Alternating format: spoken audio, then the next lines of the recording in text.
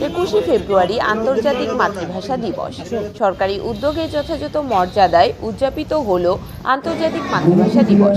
গোমতী জেলা তথ্য সংস্কৃতি দপ্তর ও উদয়পুর পৌর পরিষদের উদ্যোগে বিদ্যালয় শিক্ষক দপ্তরের সহযোগিতায় উদয়পুর জামতলাস্থিত টাউন হলে উদযাপিত হল আন্তর্জাতিক মাতৃভাষা দিবস।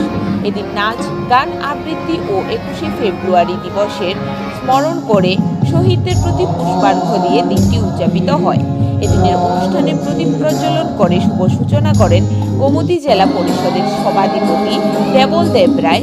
এছাড়াও উপস্থিত ছিলেন জেলা শিক্ষা আধিকারিক ঝুমা দেব, উদয়পুর পৌর পরিষদের পৌরপিতা শীতল চন্দ্র মজুমদার সহ অন্যান্যরা। Bureau report, voice 365। মনোজবাবু অনেক কথা বলে গেছে।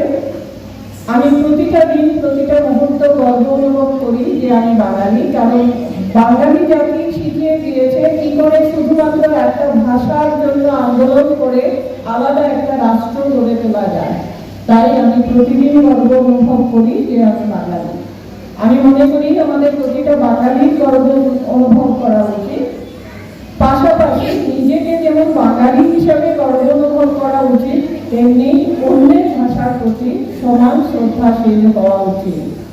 এই বছর যে আন্তর্জাতিক মাতৃভাষা দিবস, সেই মাতৃভাষা দিবসের যে থিম নেওয়া হয়েছে সেটা হলো বহু ভাষার মাধ্যমে আমাদের যে প্রজন্ম আছে সেই প্রজন্মকে শিক্ষা দান করা। কারণ বহু ভাষার যদি আমরা শিক্ষিত না হই, বহু ভাষাকে যদি আমরা না জানি, তাহলে ওই সমস্ত ভাষার যে কৃষ্টি আছে, সংস্কৃতি আছে, তাদের যে ইতিহাস আছে, সেইগুলো সম্পর্কে আমরা জানতে পারবো না। তাই আমি প্রত্যেককে অনুরোধ করবো, প্রত্যেক তাদের ছেলে মেয়েদের ইংরেজি পড়াচ্ছেন ভালো কথা, কিন্তু বাংলা ভাষাটা খুব ভালোভাবে রপ্ত করিয়ে নিয়ে নিজের ভাষা ছাড়া কিন্তু নিজে গর্ববোধ করতে পারবেন না। পাশাপাশি আরো একটা ভাষা যাতে তারা খুব ভালোভাবে বুঝতে পারে, সেই ভাষার সংস্কৃতির সঙ্গে যাতে নিজেদের একাত্ম করে নিতে পারে, তাহলেই কিন্তু আমরা এক ভারত শ্রেষ্ঠ ভারত হতে পারব।